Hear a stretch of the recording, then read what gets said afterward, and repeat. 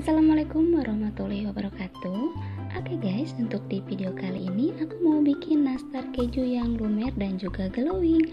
Dan buat kalian yang penasaran bagaimana proses pembuatannya, yuk ikutin terus videonya sampai selesai dan menontonnya jangan di skip ya, agar mendapatkan hasil yang sama seperti yang saya buat.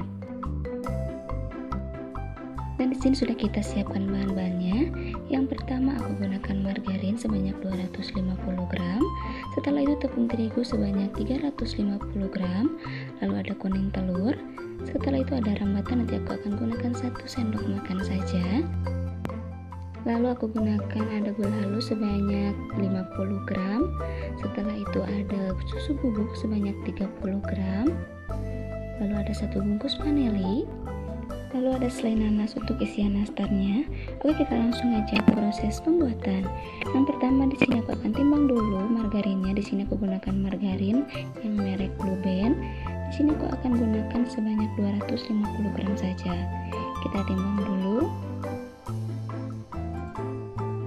Nah, di sini sudah 250 gram, langsung aja kita masukkan ke dalam baskom atau ke dalam wadah. Setelah itu masukkan kuning telur. Di sini aku gunakan 2 kuning telurnya saja. Lalu masukkan gula halus. Kita masukkan gula halusnya semuanya saja. Setelah itu kita akan kocok atau kita akan aduk-aduk menggunakan garpu sampai si adonannya itu benar-benar tercampur dengan rata dan tekstur adonannya itu seperti mayones. Terus saja aduk-aduk sampai benar-benar rata. Setelah adonan tercampur rata seperti ini, itu tandanya sudah bagus teksturnya. Lalu kita masukkan susu bubuknya. Masukkan semuanya saja. Di sini aku gunakan susu bubuk yang merek Denkau. Tapi kalau tidak ada, kalian boleh menggunakan merek apa saja. Aduk-aduk terus sampai benar-benar tercampur dengan rata. Lalu masukkan dulu vanili bubuknya. Di sini aku gunakan 1 bungkus saja. Lalu terus saja aduk sampai benar-benar tercampur dengan rata dan teksturnya itu seperti mayones ya guys. Dan di sini untuk teksturnya sudah seperti mayones, langsung aja kita akan masukkan dulu rambutan. Kita akan masukkan dulu rambutan itu sebanyak 1 sendok makan saja.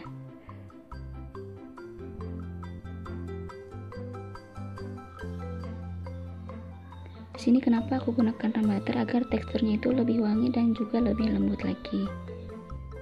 Tapi sebelumnya kita akan mengaduknya itu menggunakan spatula agar lebih mudah lagi. Kita aduk-aduk terus sampai benar-benar adonannya itu tercampur dengan rata dan si rambutannya itu tercampur dengan rata dengan adonan yang lainnya. Lalu kita akan masukkan tepung terigu sebanyak 350 gram. Kita akan timbang dulu. Di sini aku gunakan yang merek segitiga. Kita akan masukkan sebanyak 350 gram saja. Untuk takaran yang pas, kita akan masukkan terigunya 350 gram ya guys. Ya, di sini sudah 350 gram, langsung aja kita akan masukkan ke dalam adonan. Kita akan masukkan sedikit demi sedikit saja. Lalu aduk-aduk terus sampai benar-benar tercampur dengan rata. Sampai si adonannya itu benar-benar teruleni dan benar-benar tercampur dengan adonan yang lainnya. Kalau untuk menggunakan spatula sepertinya akan terlalu berat untuk menguleninya, jadi kita akan gunakan tangan saja, tapi dipastikan tangan kalian harus bersih ya guys. Kita bersihkan dulu di bagiannya, lalu aduk-aduk terus sampai benar-benar kalis dan tercampur rata untuk semua bahannya. Kita uleni sampai benar-benar kalis dan sampai tidak menempel di tangan, itu tandanya sudah bagus. Dan ini dia hasilnya setelah kita uleni sampai benar-benar tidak menempel di tangan, hasilnya seperti ini. Dan oke, untuk langkah berikutnya kita akan membentuk si adonan kue nastar ini menjadi bentuk nastar. Tapi sebelumnya kita siapkan dulu loyang yang sudah diuleni atau diolesi dengan margarin. Aku gunakan loyang yang segi 4. Untuk langkah pertama kita ambil secukupnya saja tergantung selera. Lalu kita bulat-bulatkan dan bolongi bagian tengahnya. Lalu isi dengan nanas. Setelah itu tutup bagian sisi kanan dan sisi kirinya sampai si nanasnya itu tidak terlihat dan tidak bocor keluar. Lalu bulat-bulatkan lagi sampai tidak ada belahan-belahan agar hasilnya itu matang sempurna dan hasilnya tidak pecah-pecah.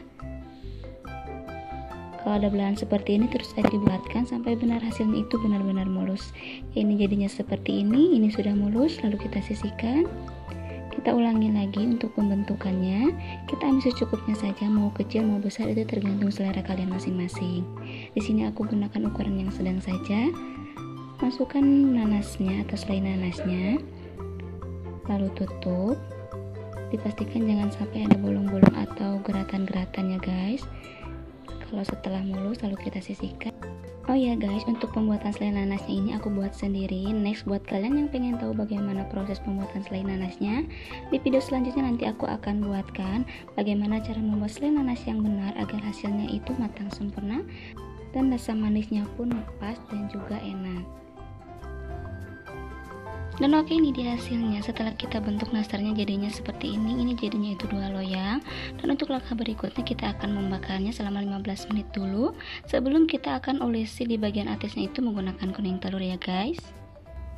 Dan di sini aku gunakan oven kompor. Di sini sudah aku panaskan selama 5 menit. Langsung aja kita akan masukkan adonan kue nastarnya. Kita gunakan api yang sedang saja, jangan terlalu besar dan juga jangan terlalu kecil, agar matangnya pas dan hasilnya pun matangnya akan sempurna. Lalu kita tutup. Dan sambil menunggu hasilnya 15 menit, kita akan membuat olesan untuk bagian atas nastarnya ya guys. Untuk langkah pertama kita siapkan kuning telur sebanyak 1 butir, lalu kita masukkan minyak goreng sebanyak 1 sendok makan. Setelah itu di sini aku akan gunakan pewarna, harusnya pewarna kuning tapi adanya warna merah. Aku gunakan setetes saja. Nanti warnanya akan berubah menjadi warna keoren-orenan. Lalu masukkan 1 sendok makan susu. Lalu aduk-aduk terus sampai benar-benar tercampur dengan rata. Setelah itu kita sisihkan. Dan oke, ini di hasilnya. Setelah kita bakar selama 15 menit, kita angkat dulu. Kita akan olesi bagian atasnya menggunakan kuning telur yang tadi sudah kita siapkan. Kita olesi bagian atasnya. Mau diolesi 1 kali boleh, mau diolesi 2 kali juga boleh ya guys. Tergantung selera kalian, mau medok ataupun mau peyang juga nggak apa-apa. Tapi di sini aku akan olesi dengan 2 kali agar hasilnya itu lebih glowing dan hasilnya itu lebih cantik lagi. Dan oke, ini di hasilnya. Setelah kita olesi jadinya seperti ini. Di sini aku akan tambahkan sedikit keju bagian atasnya. Kita kasih topping keju bagian atasnya agar hasilnya itu lebih cantik lagi dan ada krenyes-krenyesnya gitu nanti pas dimakan. Kita tata di bagian atasnya seperti ini. Tapi kalau tidak memakai keju juga tidak apa-apa karena nastar itu identik dengan polos ya guys. Karena ini di hasilnya setelah kita kasih topping keju jadinya seperti ini. Lalu kita akan memanggangnya lagi dengan waktu 30 sampai 35 menit. Nanti disesuaikan saja, dilihat. Kalau misalkan teksturnya sudah matang bagian bawahnya, itu tandanya sudah kita harus angkat. Dan untuk mempermudah mengetahui matang atau tidaknya, nanti si kejunya itu akan terlihat coklat tua. Kalau sudah terlihat coklat tua itu tandanya sudah matang ya guys. Dan ini di hasilnya jadinya seperti ini. Untuk olesan telurnya ini sudah warnanya itu oranye tua dan si kejunya itu sudah matang, warnanya itu sudah kecoklatan. Dan ini di hasilnya ya guys, jadinya seperti ini. Dan oke, ini di hasilnya setelah didinginkan. Ini kita akan lihat teksturnya. Kalau sudah bisa diangkat berarti sudah matang dan juga tidak terlalu gosong.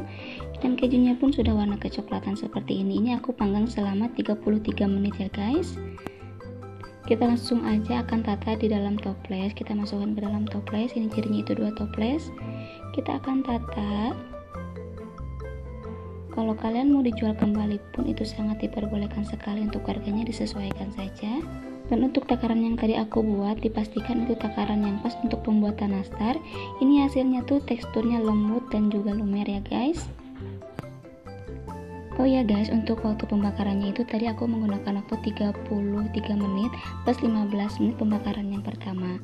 Dan untuk memastikan matang nastarnya itu kalian bisa dilihat di bawah, bagian bawahnya kalau warnanya sudah kecoklatan itu tandanya sudah matang, dan bagian olesannya itu sudah berubah warna menjadi keoren-orenan. Dan oke, ini di hasilnya setelah kita plating di toples jadinya seperti ini.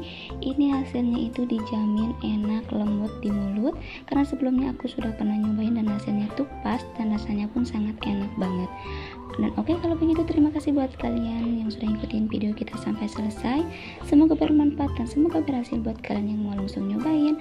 Sampai jumpa kembali di video-video selanjutnya. Wassalamualaikum warahmatullahi wabarakatuh.